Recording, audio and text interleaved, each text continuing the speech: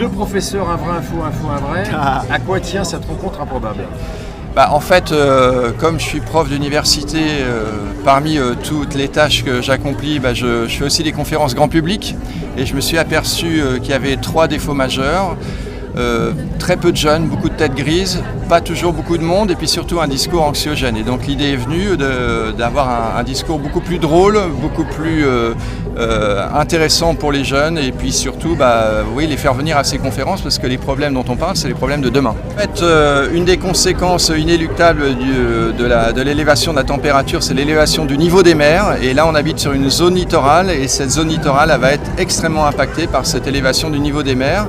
Et ici, le message principal, c'est de montrer qu'en restaurant, ou en tous les cas en protégeant les zones littorales, c'est une possibilité de s'adapter à cette élévation du niveau des mers. Il a été prouvé scientifiquement que lorsque quelqu'un est face à une anxiété, psychologiquement, il y a un blocage. Un petit peu comme les campagnes de pub sur la sécurité routière, ils se sont rendus compte que les campagnes qui étaient plus en valorisation des bons comportements routiers marchaient mieux que quand on montrait des crashs, des images horribles.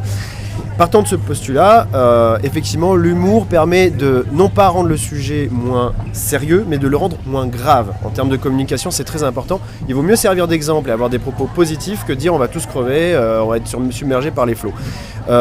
C'est pour ça que je suis très content d'avoir Eric à mes côtés, parce que non seulement c'est un scientifique extrêmement reconnu dans son domaine, mais en plus il a, on le voit, il a cette dose de fun qui m'ouvre à moi aussi une certaine forme de créativité et qui me permet de m'éclater sur scène. J'ai bossé avec beaucoup de scientifiques, tous ne sont pas aussi ouverts sur le message positif et sur l'aspect ludique. Alors, c'est vraiment, je fais exactement comme pour une publication internationale, c'est-à-dire que toutes les affirmations correspondent à une citation dans une référence, dans un article, et je prends que les articles les plus renommés, donc il n'y a aucun doute là-dessus.